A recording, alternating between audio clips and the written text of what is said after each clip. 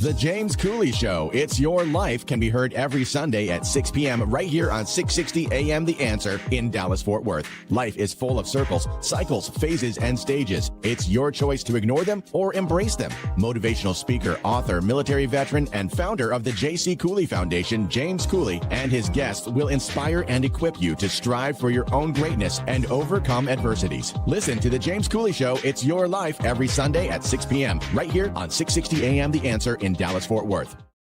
The James Cooley Show, It's Your Life, can be heard every Sunday at 9 p.m. right here on The Answer San Diego. Life is full of circles, cycles, phases, and stages. It's your choice to ignore or embrace them. Motivational speaker, author, military veteran, and founder of the J.C. Cooley Foundation, James Cooley, and his guest will inspire and equip you to strive for your own greatness and overcome adversities. Listen to The James Cooley Show, It's Your Life, every Sunday at 9 p.m. right here on The Answer San Diego.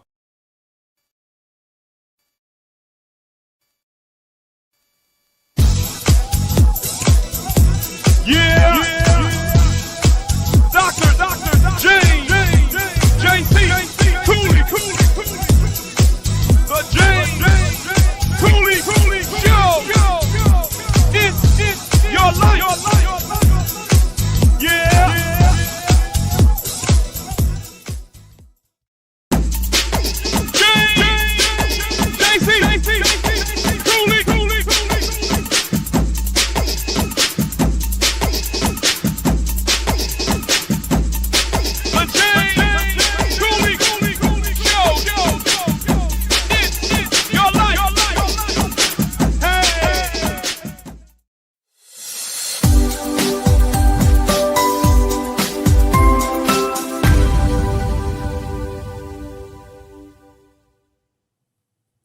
Hello, welcome to the James Cooley Show. It's Your Life. I'm your host, Dr. James J.C. Cooley, and of course, you know what today is. We got the one and only Paula show. Bridges Beyond Grief, and she has done it again. She has brought another absolutely outstanding, sensational guest on the show to talk about some of the things that he is doing and some of. I mean, it's a whole lot. I'm not going to take away the thunder because Paula is going to probably introduce that in a minute. How you doing, Paula? How are you doing? It's been a long time. We kind of miss you.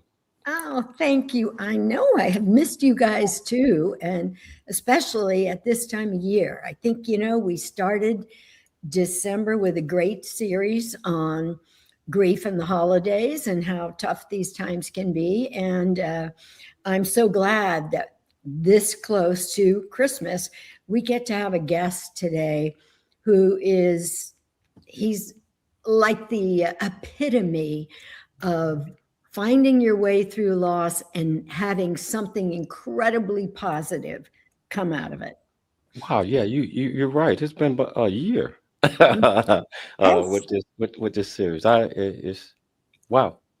It's been a year, and right about this time last year, I believe.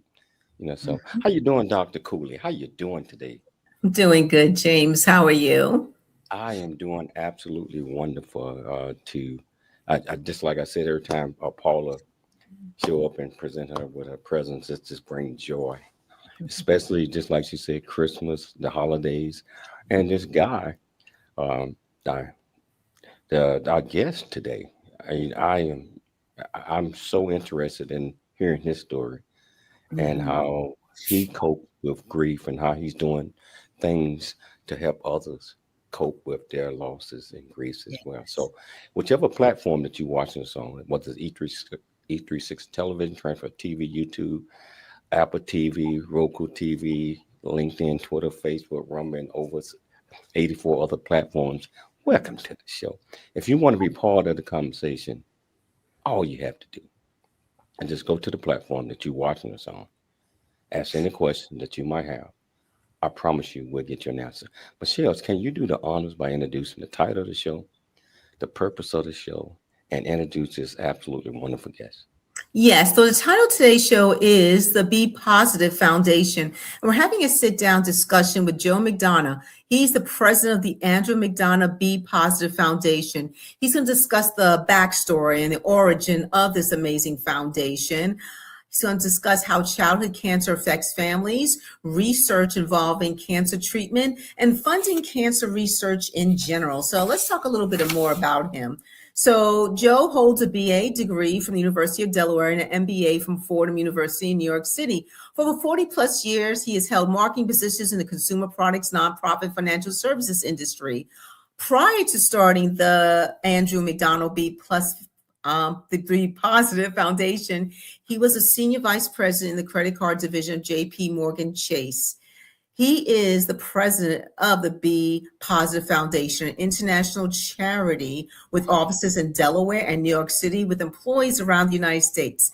The Be Positive Foundation is the largest provider of financial assistance to families of children with cancer nationwide and also funds cutting-edge childhood cancer research globally. And he has given well over 1,600 talks around the country since his son passed away. He's been recognized, and the foundation has been recognized by NASCAR, Major League Baseball, NBA, NHL teams, the Jefferson Award for Public Service, and the governor of the state of Delaware, and numerous other organizations and honors. And he was invited as a guest at President Obama's 2011 State of the Union address, and he was inducted into the International Blood Bank Hall of Fame, the Mount Pleasant Delaware Hall of Fame, and the University of Delaware Hall of Fame. Please welcome to the show for the very first time, Mr. Joe McDonough.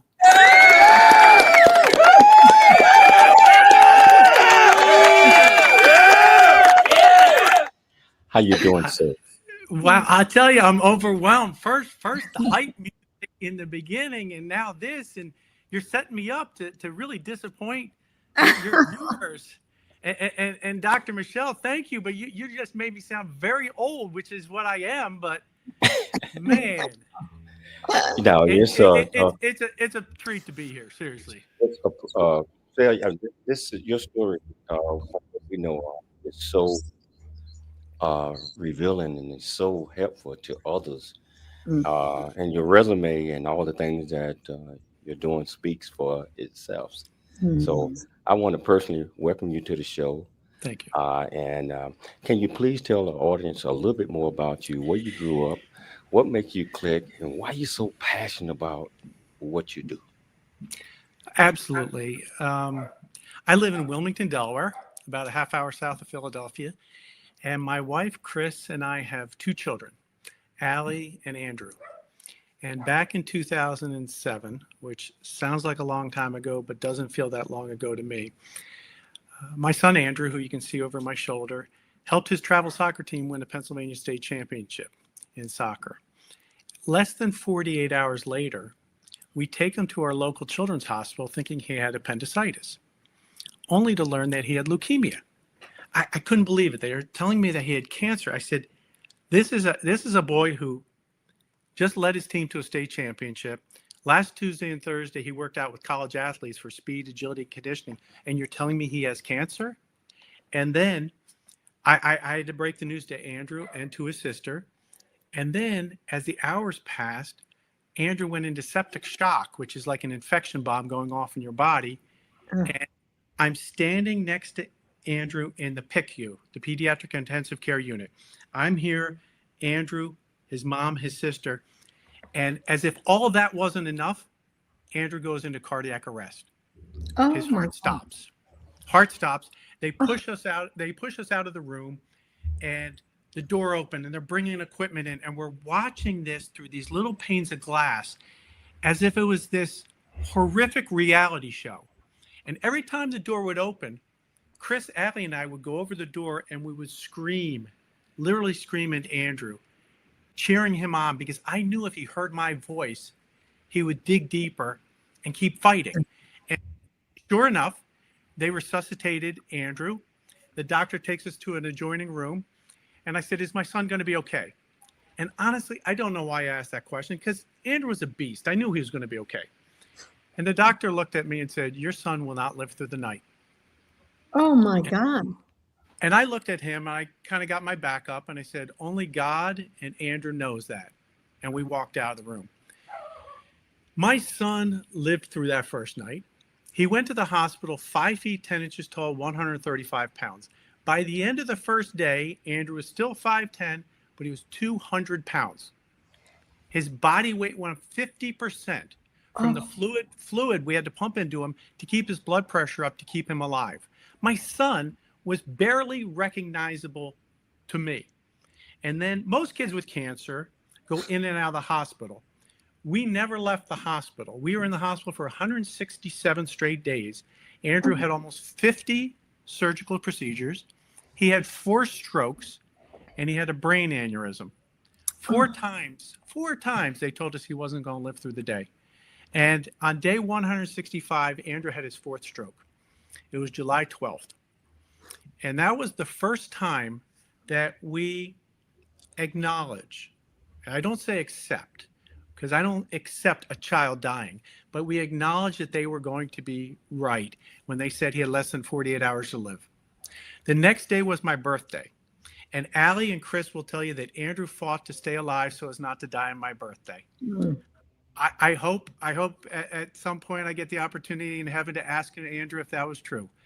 The next day at 1:55 p.m., I watched something no one should ever see. I watched my son take his last breath in the arms of his 16-year-old sister.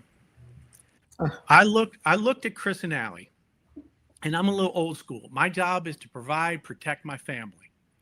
And I looked at them. I looked in their faces, and I knew then and I know now, I can never lift that grief completely off of them. I could be the best husband in the world, the best husband in the world, best father in the world, but there's still going to be that huge hole.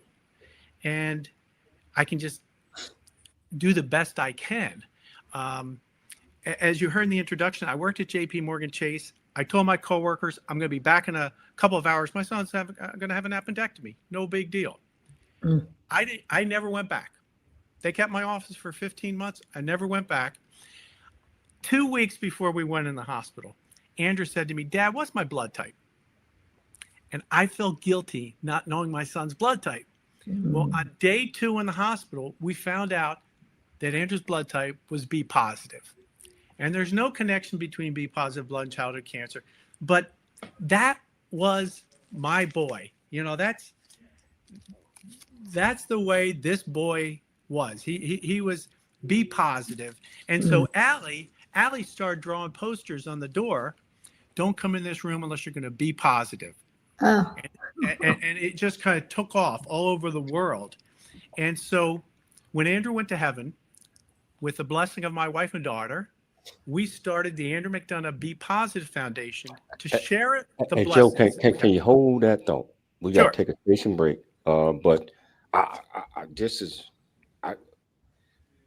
wherever you're watching this show, if you want to be part of this great conversation, all you have to do is just go to the platform, go to the comments, ask any question that you might have. I promise you we'll get you an answer. It's your life, and we'll see you shortly after the break.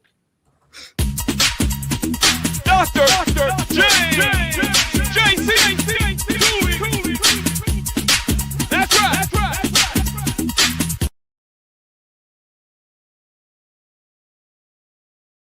Really get a chance to know who you are. And once you know who you are, you truly know who you are, love who you are. Love who you are. You're a masterpiece. Love who you are. Love who you were born to be. Love me some me. That's what I'm talking about. When you leave high school, you gotta know today or tomorrow, or hopefully today, what your plans are. Hopefully, there is no bad decision unless there is no plan. Create, collaborate, commit with confidence. Commit with what? Commit with what? In everything that you do. Hi, I'm Dr. Michelle Cooley. Heart disease research saves lives. It's that simple. Thanks to medical advancements funded by the American Heart Association, more women are surviving heart attacks, strokes, and other cardiovascular diseases than ever before. But there's still so much work to do. Hi, I'm Dr. James J.C. Cooley, and I'm raising funds to support life-saving research because every heartbeat is worth fighting for. In honor of Women's History Month, please join me in support of the American Heart Association and women's health. Are y'all ready? It's about that time for the It's Your Life Show. J.C. Cooley. That's right. It's Your Life. J.C. Cooley.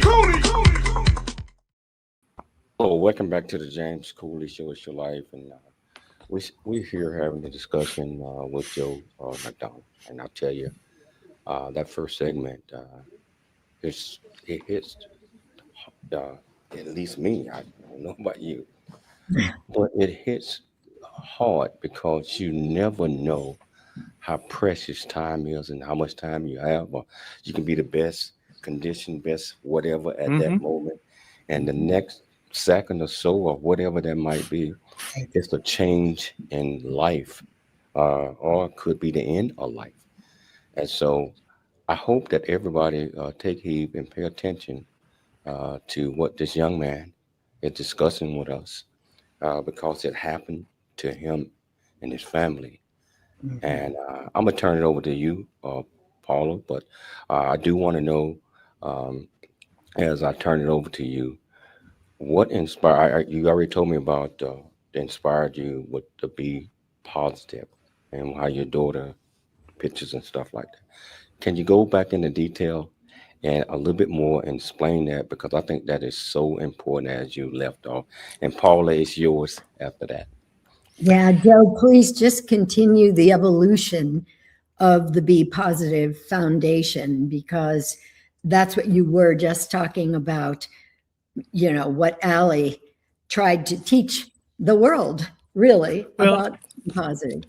Well, the reality is that Andrew was very sick, and we didn't want doctors, nurses, OT, PT, respiratory, any of the caregivers coming in and even subconsciously not giving it 100%.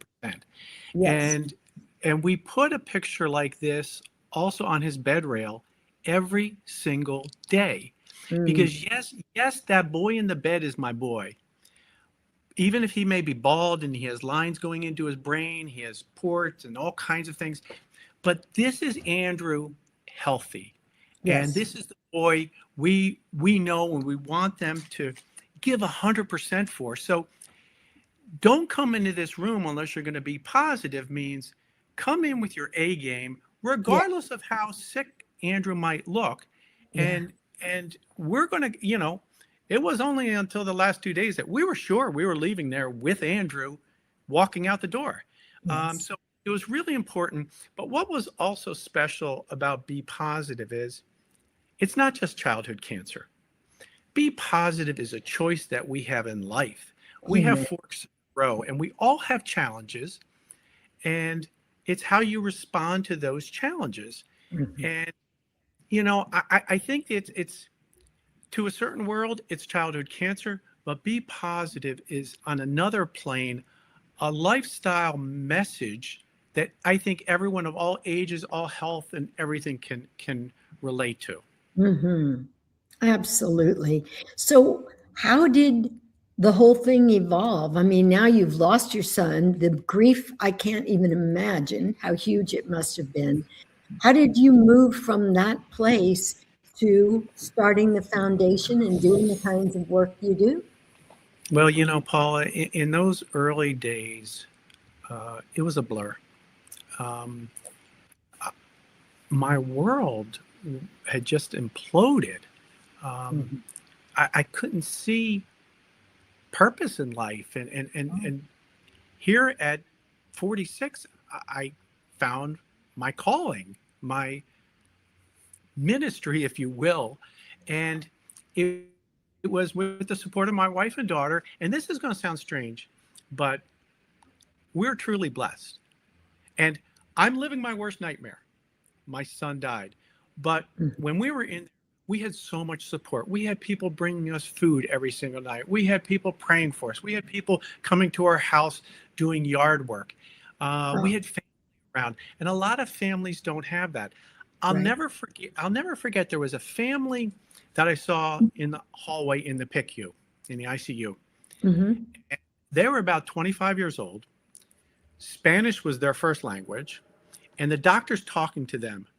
And I'm thinking, how in the world do they comprehend what's going on? My wife and I were 45 at the time, and we had our pads, and we both have, graduate degrees, and we would write down, and she would write, I would write down, she would write down, and then we'd compare notes.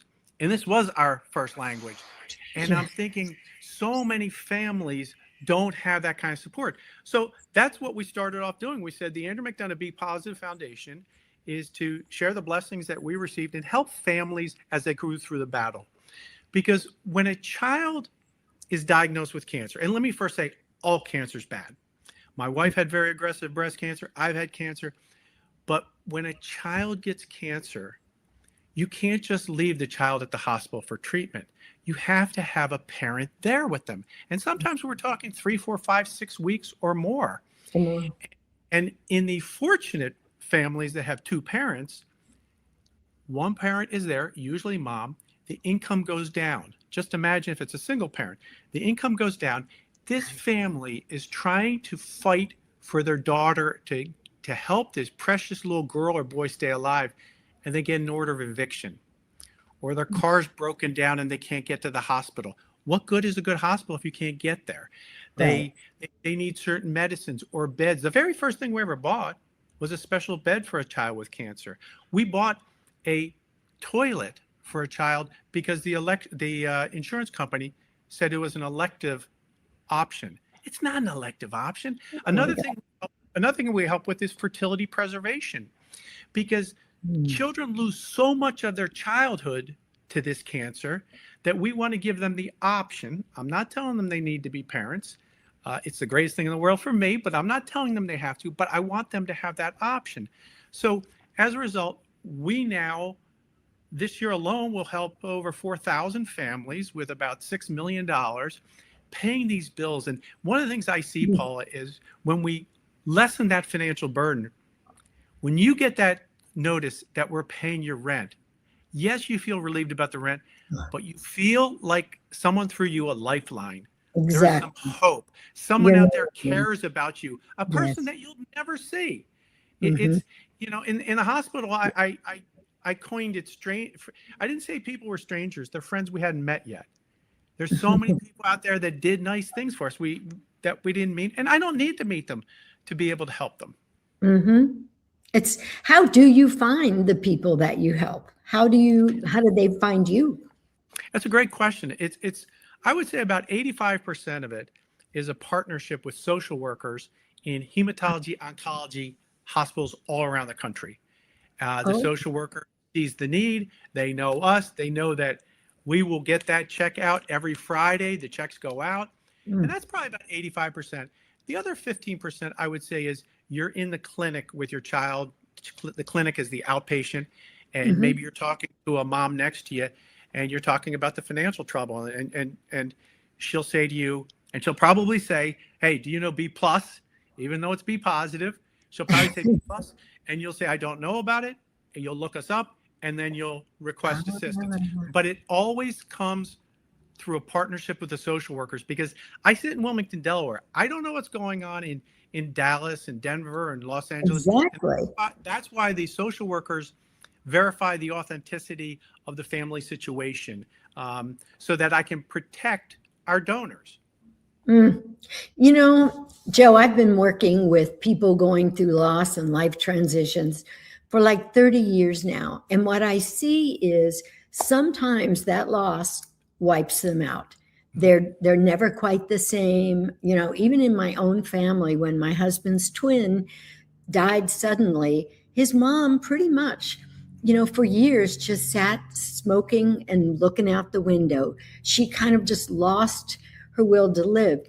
But other people get to the other side of that loss, and they want to spare others from going through, or in some way help others.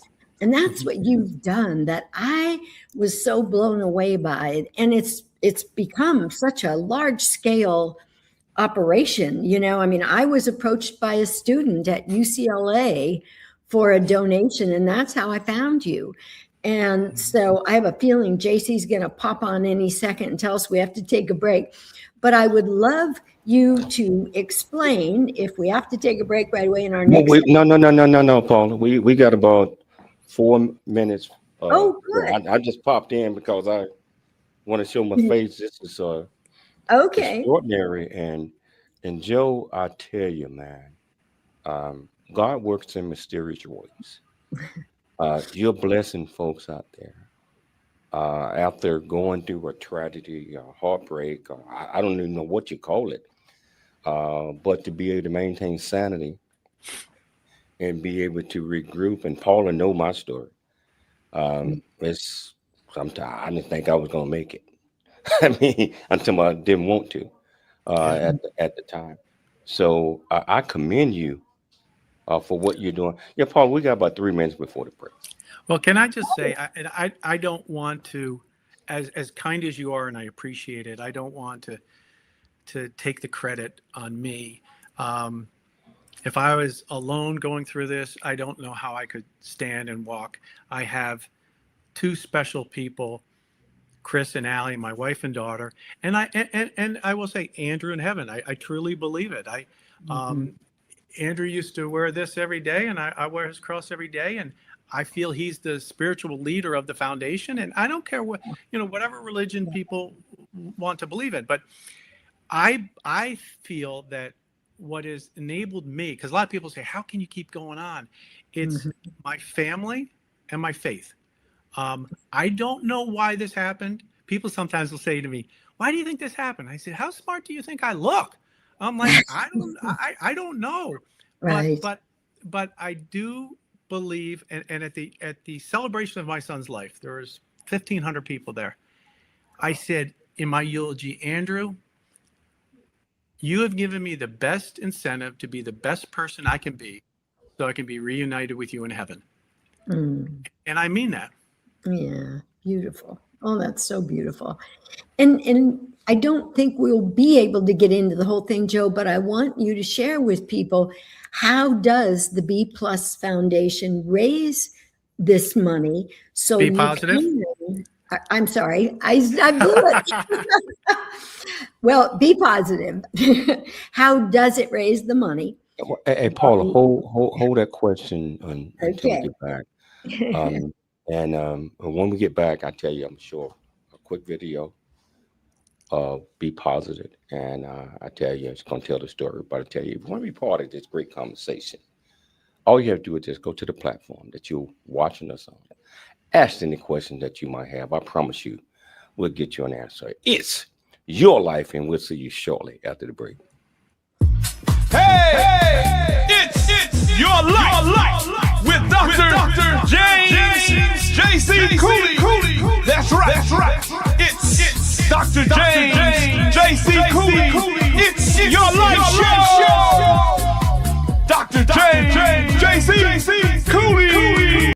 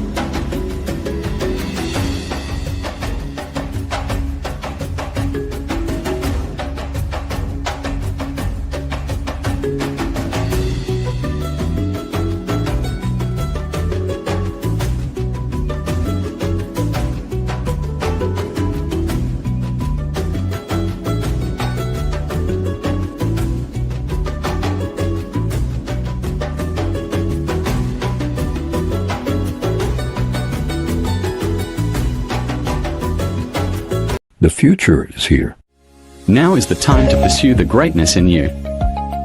Welcome to Viridian Christian University, where faith meets future.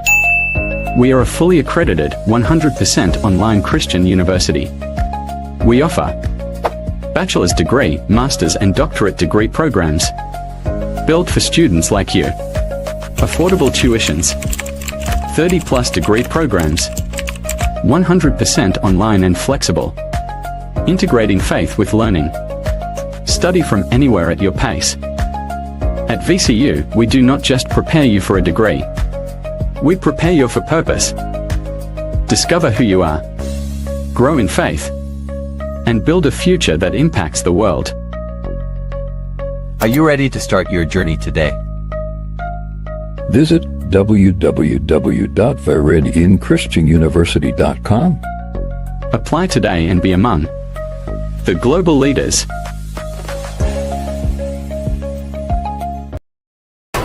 That's right. Are y'all ready? It's Dr. James JC Cooley. It's your life. That's right. Dr. James JC Cooley. Hello, welcome back to the James Cooley Show. It's your life, and I tell you, I'm sitting back enjoying this discussion, very, very serious discussion that we're having with Joe McDonough about his son. And I say that this can happen to any of us. As I said prior to the break, you be sitting here today, gone tomorrow, whatever that is. Time is precious. Life is precious. These are the Christmas holidays. I think it's so important that we reach out and tell our loved ones every day that we love them. Yes. We share that with them. We share that we love them, and because you never know, and to have Joe create a foundation, which you can really talk about, and I'm sure a video prior to him discussing this is a godsend. That in his heart, he sees and he felt the pain. And he know others might be feeling pain as well, not being able to pay the rent, might not be able to do a lot of things because of a tragedy or a situation or circumstances that they might be going through. So I tell you what, take heed. We got 2 more segments. And if you want to be part of this conversation, all you have to do is just go to the platform that you're watching us on. Ask any question that you might have. I promise you we'll get you an answer. I want you to watch this video, and I'm turning it back over to Paula.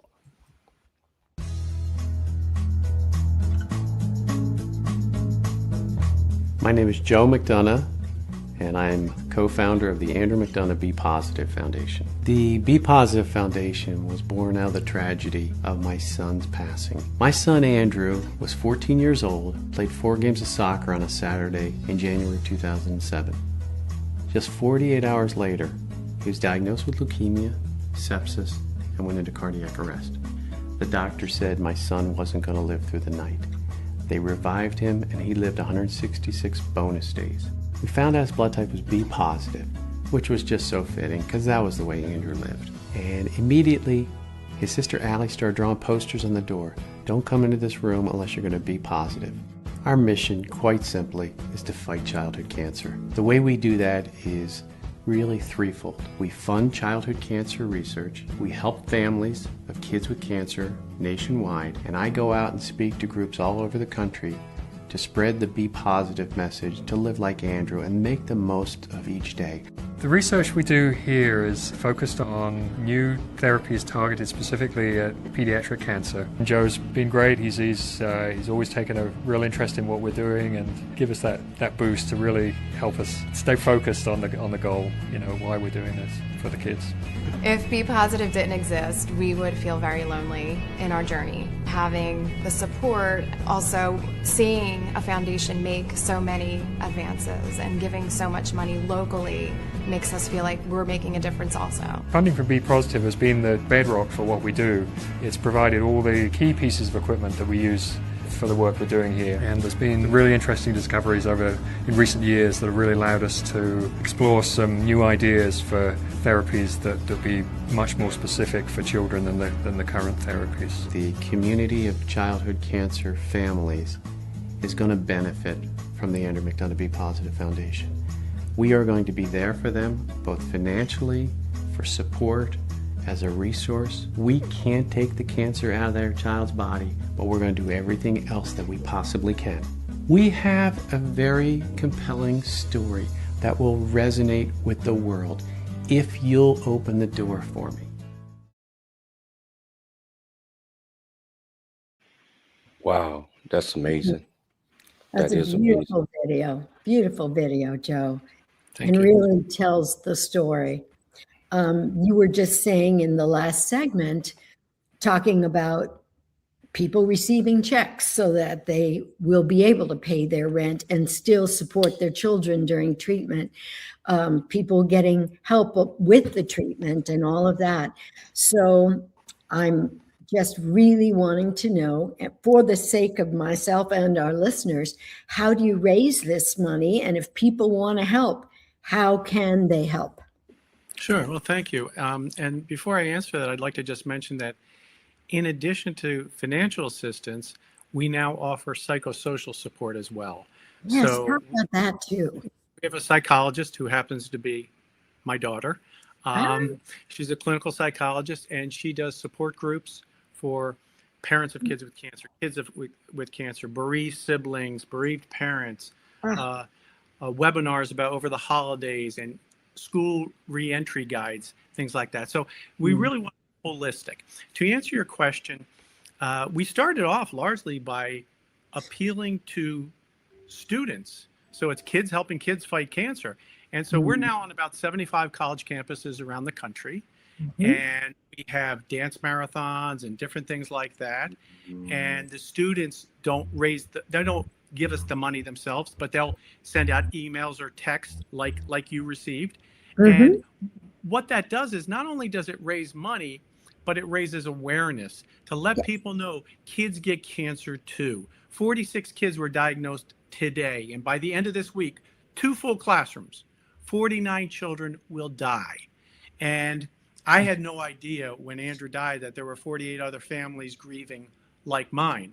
And so it started off with students, and then it has blossomed. We have some corporate support. We have some different individual donors, and people can visit us at www.bepositive.org. B as in boy, E as in Edward, positive.org, and can find us on all the various social media platforms. And it's really, one of the things you'll see, we have what we call Be Positive Heroes. And they were shown in that video. These are children with cancer and their siblings, because the siblings are often the forgotten heroes. Yes. And we pair them with fraternities, sororities, sports teams, student groups all around the country. And it's just such a great experience for the child to be put up on a pedestal and forget their chemo for a while. Yes. But also, and I didn't realize this when I started this, what a life-changing experience it is for the college students. These are college students who are worrying about their future and relationships and job interviews. And then they get the chance to spend some time with a purely innocent child who is being dealt a terrible hand. And boy, you talk about perspective in life. That's what the Be Positive Heroes program does for them. Oh, that is amazing. I wasn't aware of all of that. And I'm loving what you said Allie is doing now, because of course that's the genre I work in. And I think it's so important. And one of the things that I find myself as a therapist wondering, you mentioned it a couple of times, sometimes the sibling becomes the forgotten person because the parents are so focused on the child who's ill. And yet it sounds like Allie was one of the allies, you know what I mean? You three were a team. How did you do that? How did you not let her become the forgotten child, and instead want to be as active as she was on the team? Well, every situation is unique. If Allie was 4 years old, it would have been different. You're right. Sometimes the younger siblings are jealous of the child with cancer because they get all the attention and toys. And sometimes the older siblings, like in Allie's case, feel guilty and wish they had the cancer in them, which, Allie said that to us. I said, no, that's what your mom and I say. But Allie was 16 years old when Andrew was in the hospital. She was very mature. So we made a conscious decision to include her in all the decisions. So when we had decisions to make about Andrew's care, it was me, Chris, and Allie, everything. And we also were very open with Allie, saying that we're not going to be able to give you the time you deserve right now. We're going to we'll make it up to you when we get home. But right now, Chris and I were both at the hospital every day. Allie was going to school as a junior in high school, and then she'd come to the hospital after school, and she would either spend the night in the room with us, or she would go home, and one of us would go home from, say, 11 to 7 in the morning. But we had to be honest with her that we can't give you 50% of our time right now. And it's just, and that's a difficult thing. In her case, she was very mature. She understood that. And she also, now knowing what happened and the fact that Andrew did pass away, Allie being part of everything, I think she knows in her heart we did everything we could. Because, when your child dies, you look back and you question a lot of things. And was there something more I could have done? And I can't think of anything, although I've asked myself 1,000 times. Wow.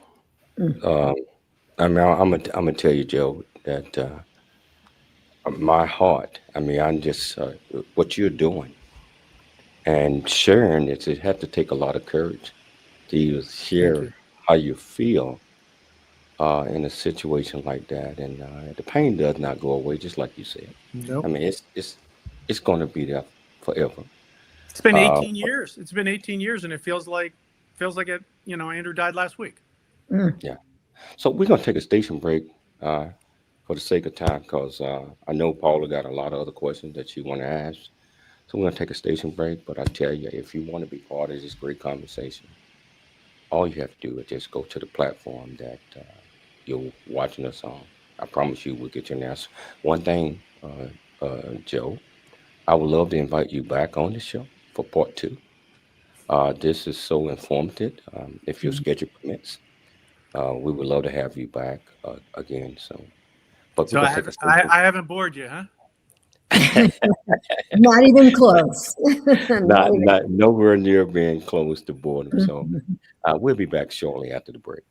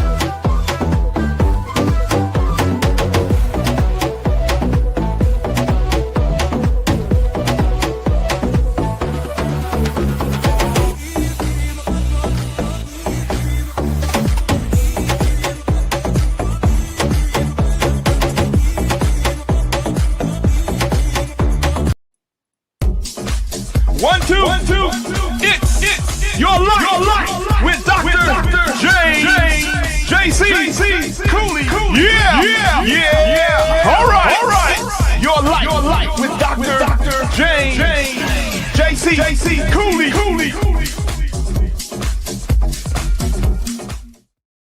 Hello, welcome back to the James Cooley Show. It's your life, and we've been so deep in this conversation, this discussion with Joe, that I want everybody to know Paula Shaw, Bridges Beyond Grief. She one of the best in the business. Grief therapy. If you're going through any type of issues, some type of grief, or it doesn't matter what's the death, or family issue, or whatever, you want to talk to Paula. Paula, how can they reach out to you? Probably the best thing is to go to my website, paulashaw.com, and there's a number there, there's an email there, then they can reach out to all of that. Thank you. Paula helped me out. She helped me out so much, and that's why we do this show. Yes, Michelle. And I want to add that Paula is also a life transitions coach. And grief does not only involve a loved one passing away. It could be grieving the end of a relationship, a marriage, a job. So grief is a category, but there's so many different subcategories under grief. I want to turn it back over to you, Paula. We got about 8 minutes left in the show. Okay. Well, Joe, I have to ask, as a woman and a mother, you've mentioned Chris several times, Andrew's mom. Tell us a little bit about how this experience was for her, because she, like you, has now brought herself to the point of being a central character in the foundation and helping other people. But I can't imagine, as a mom, what she went through. And quite honestly, I can't tell you what she has gone through because everyone's situation is unique. I have a good idea, obviously. But that bond between a mother and a child, I mean, she carried Andrew, and they had a special relationship. Andrew has a special relationship with me. Andrew has a special relationship with Allie. She's a very strong person. We have very different personalities. She is quieter and in the background. I tend to be yap. I'm much more emotional and prone to crying. She's stoic. But she said something to me after Andrew died. She said, "Life can never be great, but we're going to strive to make it good, real good, because."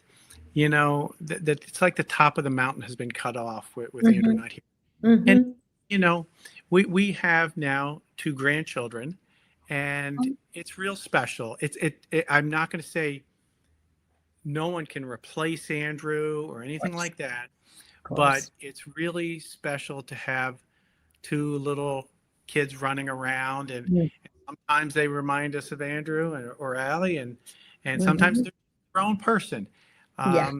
But Chris she's been a rock to me, and I've tried to be supportive of her, of course.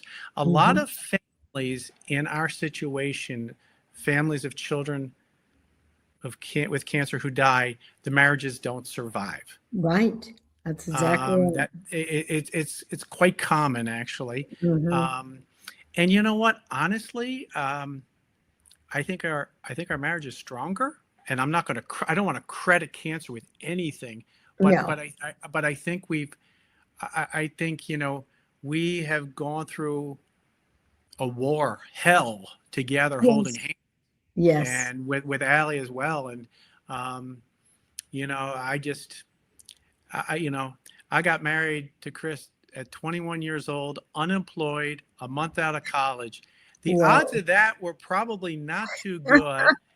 And I've been married 42 years now. So, yay. I am very, very blessed. She is definitely the better half. Well, I want to ask you first, does the Be Positive Foundation incorporate volunteers, or is the best way others can help just to make donations? I get that question a lot, and I wish my answer could be hands, like a Habitat for Humanity where everyone can step forward.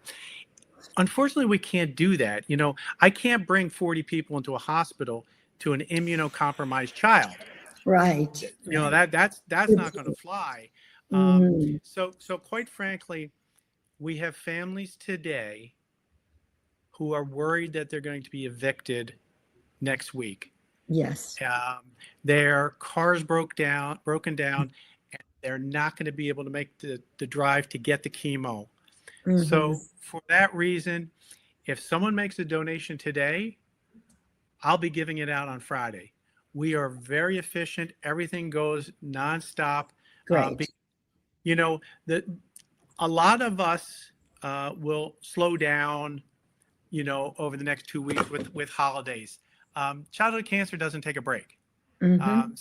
So we will be getting requests for assistance, just like every other week of the year. Right. Well, that makes huge sense.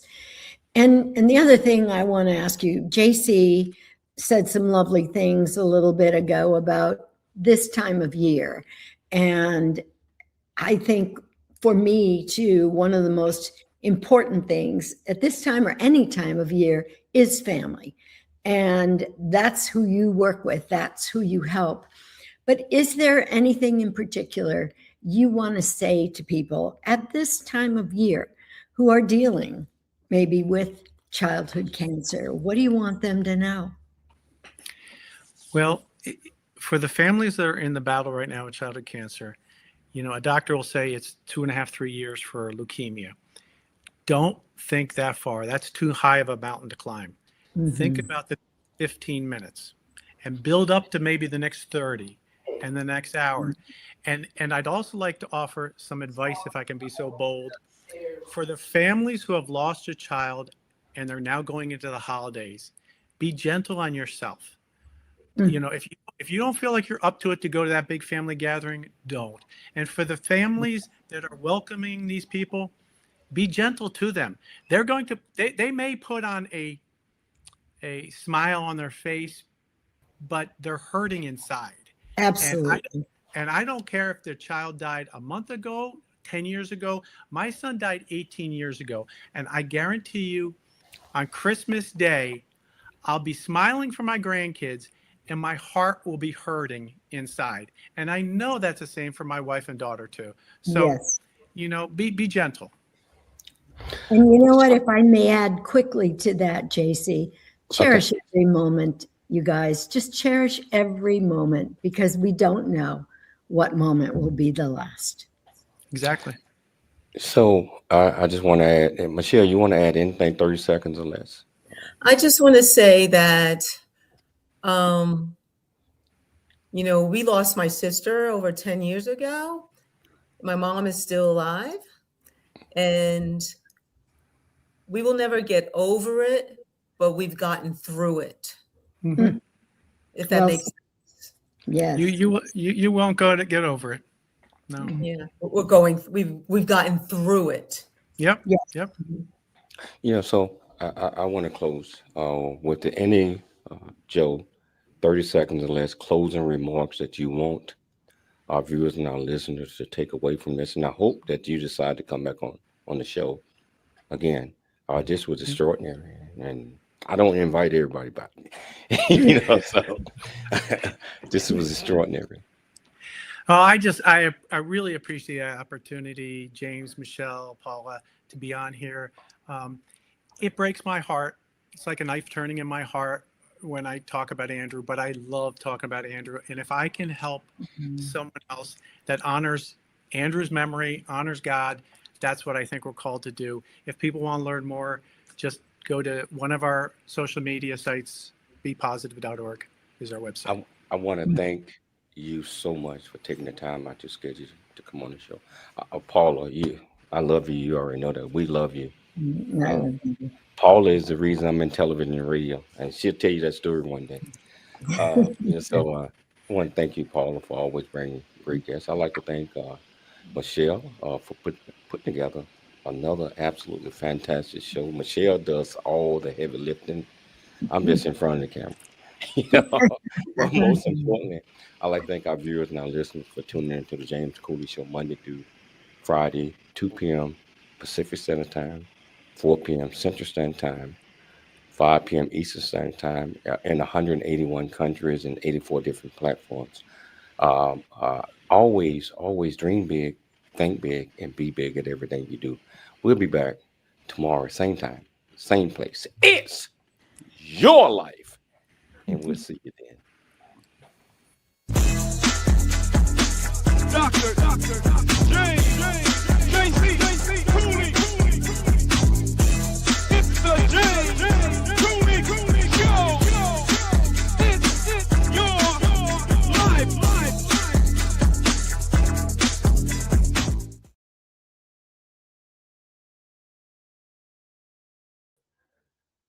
Hello. Hello. That was absolutely extraordinary. Let me see. I think we're still clicking. Hold on. Let's do this. Dr.